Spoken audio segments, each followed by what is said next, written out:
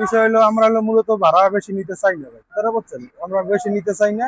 আমরা ওই যে কাউন্টারে ওরাই টিকিট কেটে আমাকে দেয়, ওরা যেভাবে দেয় আমরা সেভাবে নিয়ে যাই, ঠিক আছে, এখানে আমাকে কিছু করার নেই। আর 500 টাকা ওনারা নেয় যারা কাউন্টার ব্যতীত এখানে থাকে, তারা এখানে আরো 500 টাকা নেয়।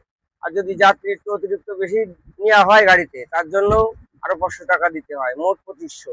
আবার এখানে কিছু কিছু দালালও আছে, তারাও এখানে কিন্তু এক্সট্রা আপনার কাউন্টার ব্যতীত আপনার কিছু কিছু দালাল আছে, তারা আর কি আপনার গাড়ির লোকেদের সাথে সিনক্রিট করে টাকা খাওয়ার জন্য শুনে বেড়ায় যে আপনি কার মাধ্যমে আইছেন। যদি বলে যে কারোর মাধ্যমে আসেনি, তাহলে উনি আপনার একটু চেষ্টা করে যে আপনি আমার সাথে যোগাযোগ করেন, না হলে সমস্যা হবে।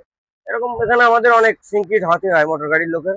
টাকা দিয়ে 2800 টাকা লাগে ওই কাউন্টার আর ডিপার্সার দুই ডিপার্সার। এখানে ডিপার্চার বাবদ আপনার 1500 টাকা কাউন্টার, আর 500 টাকা আছে যে ওরা নাই, আর এমনি ডিপার্চার আছে 550 টাকা দেন। কেন এখন তাকে তারা যে একটা ব্যবসা খুলে নিয়েছে না, এটা তো একটা ব্যবসা।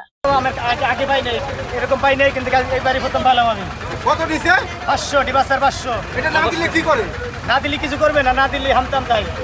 এক সময় আসেন, এসে দেখেন আমাদের এই এস্টাবলিশমেন্ট খরচ কোন কোন খাতে ব্যয় হয়, তারপরে আপনারা এই ডিপার্চারের টাকা।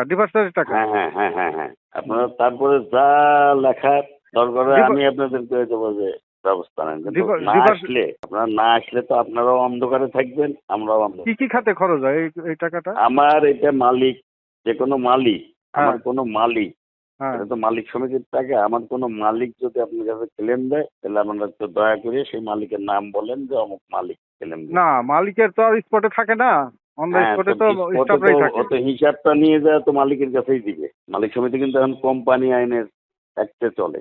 আমাদের মালিকদের কোনো সম্পদের কেউ তসরুপ করলে তার খবর আছে। যারা করছে গতদিন আমরা মামলা করিনি, তাই মামলা করলে তারা ফাইসে যাইছে সবাই এই মামলায়। তা আপনাদের আমি অনুরোধ করব, আপনারা একটু দয়া করে একসময় চা খাওয়ার জন্য আসেন। প্রতি ঈদের সময় এটা নিয়ে একটা মানে কথা সৃষ্টি হয়, এই কথাটা এর থেকে পরিত্রাণ পাওয়া দরকার আমাদের।